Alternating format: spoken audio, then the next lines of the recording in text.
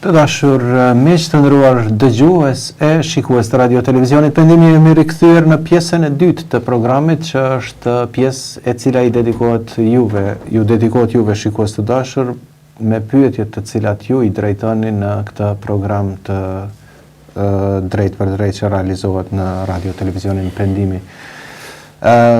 Komunikimi juaj është i mundur deri në 21:30 me komunikim të drejt për drejt me zë në +33 45 471 848 në Viber mund të thresni, ose edhe t'i dërgoni me anë të SMS-it ose me anë të mesazhit pyetjet tuaja që dëshironi t'i drejtoni për mysafirin ton të sonëm që e kemi Hoxhën Sedat Islami. Dashtun, po nisim e njerë me pyetje që na kanë ardhur me shkrim, me lejen e Allahut. Faleminderit që jeni edhe në këtë pjesë të dytë të programit së bashku me neve. Dëgjuesi i parë thot: Asalamu alaikum për juve dhe Hoxhën. Aleikum selam. Deshta thot të ju pyes, unë me njerë mas namazit të sabahut thot falem, flej, bi që të flej. A e kam gjuna thot që flej me njerë mas sabahut? Periuda pas namazit të sabahut është shumë e lëvduar që të vazhdohet me dhikrin. Ne gjatë ligjëratës veç përmendëm dhikrin e sabahut dhe të akshamit, mëngjes dhe mbrëmjes, i cili ka një efekt jashtëzakonshëm. Pra, nëse do të kishte pas mundësi që të vazhdonte me dhikr, e pastaj pas një kohë të falë edhe 2 rekate namazit të duhas, do të kishte qenë mirë. Por nëse për arsye të caktuara shkon që të flen, të vazhdon gjumin, nuk është se ka ndonjë mkat ose ndonjë gabim, thjesht mund privohet nga disa të mira që janë për shembull tek shfrytëzimi i kohës. Pejgamberi alayhis salatu wasallam ka treguar se bereqeti i umetit është në kohën e hershme të tij, në namazin e sabahut. Prandaj sikur ta organizonte kohën që ta bënte dhikrin, pastaj pas dhikrit që të vazhdonte me punët, do të kishte qenë më mirë. Një tjetër dëgjuese në këtë rast, një motër, na përshëndet me selamu aleikum, thot juve dhe Hoxhën, aleikum selam. Deshta thot të pyes Hoxhën, unë edhe burri falemi, po thot unë nuk falem bashkë me burrin. Thot arsyeja është sepse ai falet shpejt, thot unë nuk mundem. Ai kam thot gjuna që s'po falemi së bashku. Fakti që falen, elhamdulillah, është një fakti i cili na gëzon. Veç mas që falen si çift, shkak se jo rrallë ndodh kur ne gjejmë që ndërmjet çifteve saj për këtë aspektit fetar ka edhe dallime të mëdha, për shembull, njëri falet e tjetri nuk falet fare. E dyta, arsye pse kjo motër nuk falet me bashortin e saj, pra e humb atë shpërblimin e xhamatit, nga se nëse janë larg xhamis dhe falen bashkërisht në shtëpi, mund ta fitojnë edhe sevapin e xhamatit, ka të bëjë me faljen e namazit shpejt. Do doja që nëse burri i saj, ky vëllai joni na ndëgjon, do doja që ta këshilloj se falja e shpejtë e namazit mund ta privoj nga shpërblimi, por edhe kryerja e vetë namazit, për shkak se është vërtetuar që një ditë një njeri është falë në praninë të Muhamedit alayhis salatu wassalam. Dhe pasi e ka mbaruar Muhamedi alayhis salatu wassalam i ka thënë, kthehu dhe falu sepse ti nuk je falur. Është falur sërish dhe sërish Muhamedi alayhis salatu wassalam i ka thënë se nuk je falur. Pastaj njeriu ka pyetur se si nuk di të falë ndryshe. Muhamedi alayhis salatu wassalam i ka treguar se rukut dhe sejdët duhet t'i bësh në atë formë që t'jenë të pranuara, dhe falja e shpejt mund të ndikojë që thjesht ai të mos i kryej ato siç duhet, dhe rrjedhimisht edhe mund të mos ketë fare namaz. Prandaj konsideroj se është edhe obligimi i motrës, e cila e ka bërë këtë pyetje, që t'ia kujtoj burrit të saj se kjo formë e namazit mund ta privohet edhe nga shpërblimi, por Allah na ruaj mund ta privoj nëse veç falet shumë shpejt, edhe nga pranimi i namazit në tërësi.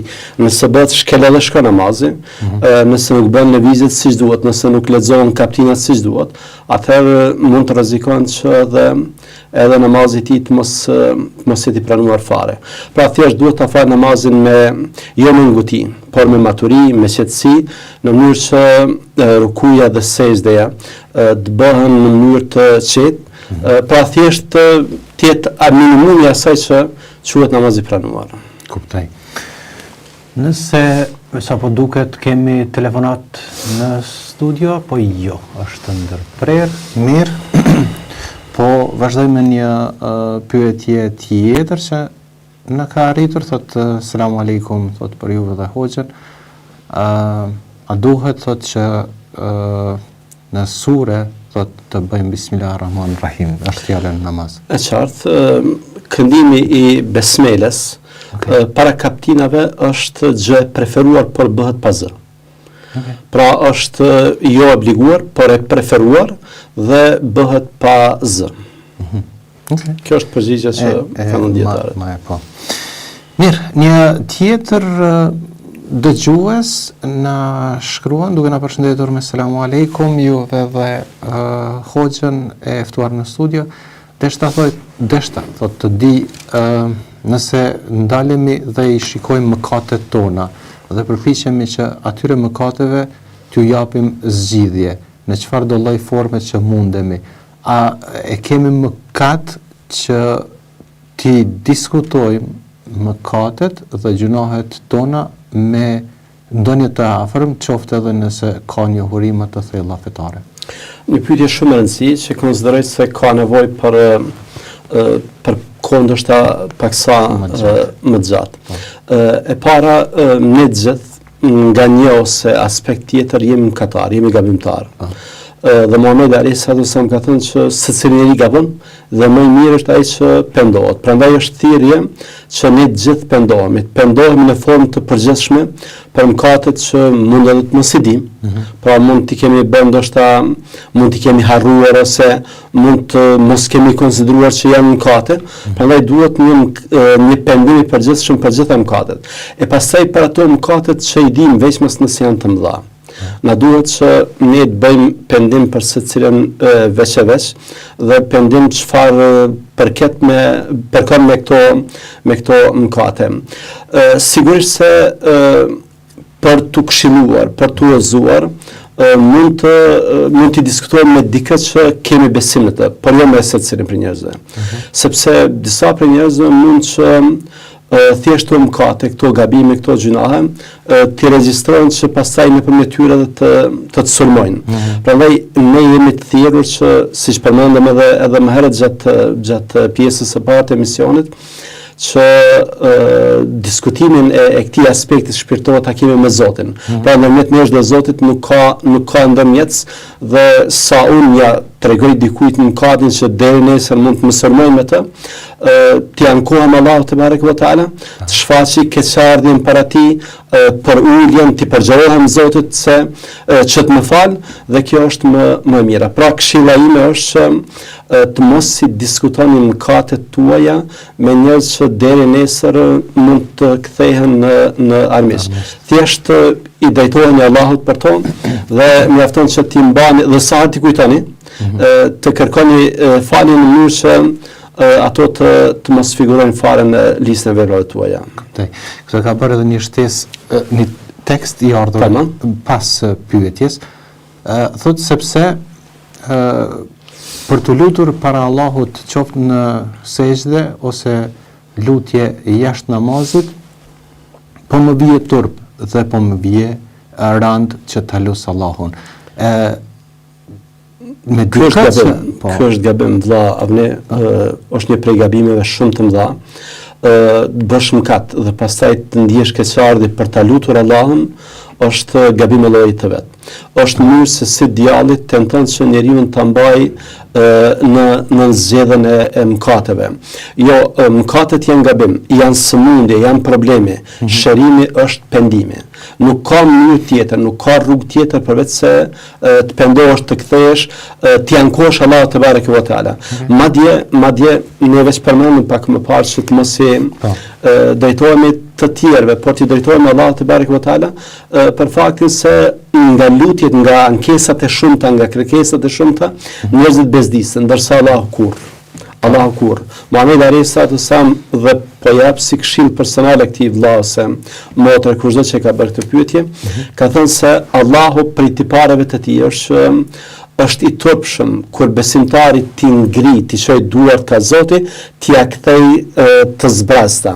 Pra kur ti lut Allahun, që Allah ta fal mëkatin, që Allah të ta pranoj pendimin, Allahu te barekuhu ve teala gjithsesi se ta pranon atë duhet jesh i bindur, por pastaj mënyra e pranimit siç ka ardhur në hadithe të tjera, mund të jetë në disa forma, për shembull kur ti lut për një çështje të caktuar, mirë po kur ti lut që Allahu të të fal, atëherë Muhamedi alayhi salatu wasallam ka thënë luteni Allahun duke qenë të bindur në plotësimin e kërkesës tuaj. Pra, mos gabot mendosh se Zoti nuk të fal.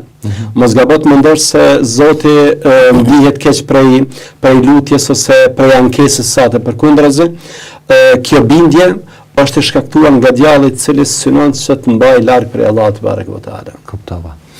Mirë, të i pas parasysh që jemi në limitet e kohës edhe për shkaqet të skemës programore dhe të përfundimit, sepse unë si qetësega dhe në pjesën e parë do doja edhe një 3 orë të rishim këtu së bashku në trajtim të temës që e patëm në pjesën e parë.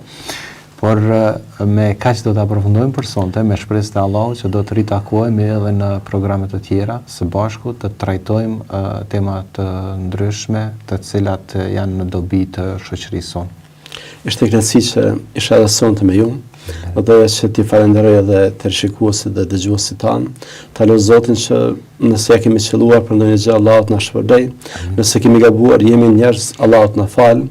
Është po them kënaqësi që na hapet kjo mundësi të jemi bashkërisht me vëllezërit dhe motrat tona për të folur për fenë e Zotit. Prandaj ju falenderoj shumë. Allah shpërblet.